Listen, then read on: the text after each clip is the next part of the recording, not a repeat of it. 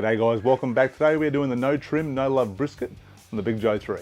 Now how many times have you gone to cook a brisket and wondered how much fat to trim off, what fat to trim off, where to trim the fat from, what rub to use, how much rub to use, and all the while trying to look cool in front of your mates and act like you know what you're fucking doing. That's my life. So today we're not going to worry about that, we're going to keep it simple. And all that hard fat, all that sinew, all those little flappy bits, we're just going to leave them on there. We don't give a shit. But before we get into that, let's prep our kamado. Cherry wood, charcoal, natural fire starter, cherry wood.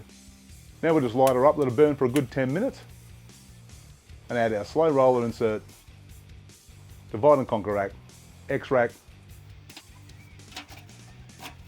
and our grills.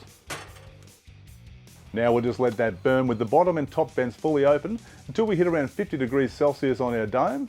Then we're going to set our vents and let our temps come up slowly to 125 Celsius. Now I like to start up a good 2 hours before I actually want to cook. That gives our ceramic plenty of time to heat soak. Now it's time to prep our brisket, and like I said, we're showing this brisket absolutely no love today. I won't be using a binder today, but I will be using a 60-40 homemade rub, coarse ground black pepper, and sea salt. Now I told you we're not showing this brisket any love. This is the no love brisket. We are just going to slap this shit on. Give it a good coating on both sides. Into an alfoil tray, we'll just pop that on the bench for a good 30 minutes before we pop it in the fridge. We're not going to take that out now until it's time to start cooking. Now we've hit 125 Celsius at our dome, and we're going to let it stabilise for a good 30 minutes before we add our brisket. We'll be doing the first part of our cook with the brisket fat cap down. Now our brisket's been on the smoke for just under 8 hours and it looks absolutely fantastic. Now it's time to flip our brisket fat cap up, and today we'll be using one of the boating methods. Now this is a really simple process. We have some heavy duty foil. We're just going to transfer our brisket from the kamado onto the foil and wrap the edges up just like so. And we just use our speedy hands to scrunch it around, boom, boom, boom, boom. Once our brisket's fully covered around the sides, we're going to pop it back on the kamado.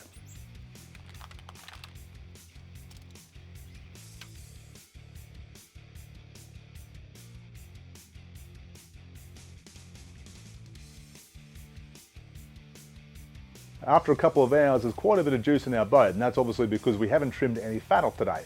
So I'm going to transfer this into an alfoil tray. That's just going to make it easier to remove from the kamado at the end of the cook. At this stage, I also added a wireless temp probe, and I'm using the meat stick today, and I've set up at 94 degrees Celsius. This way I can monitor the brisket's internal temperature from the couch.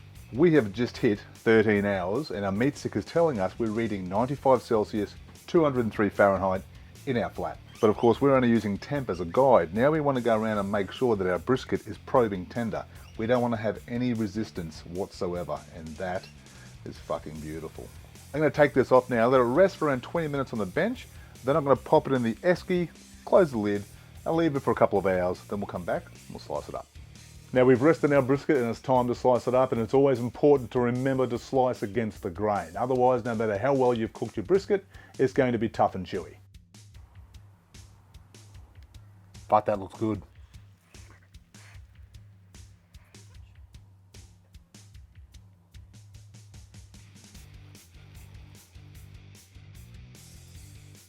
Oh yeah, baby.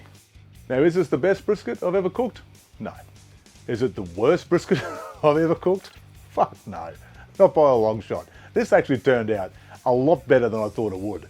Most of that fat rendered down, even the hard stuff, like, and you know what, at the end of the day, the shit that didn't render down, you just eat around it. Just, you know, chew around the fucking thing. It's really not that big of a deal, and if you stuff up, you can do it again, because last I heard, they're still making cows. Thanks for watching, I'll catch you next time. Now how many times have you gone to cook, fuck me. Now how many times have you gone to trim a brisket? Now how many times have you gone to cook a brisket and wondered, focus on over there for. Now how many times have you gone to trim a brisket and wondered, now how many times have you gone to cook a brisket and wondered, fuck me. Now how many times, here.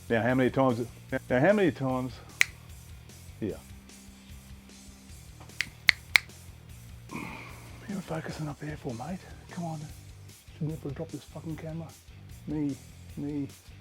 I know it's not pretty, but that's where oh, where'd you fucking go? There I am.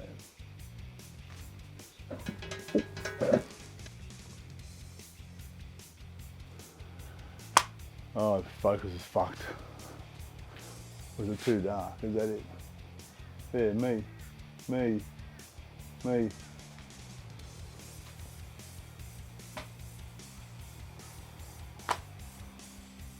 Stop focusing on me. Fuck me, fuck. Don't lose this train. Oh, fuck.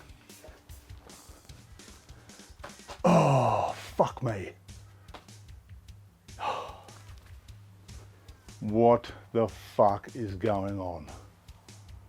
It's too fucking bright, fuck me. Where to trim, what rub to use, how much rub to use? Well, today,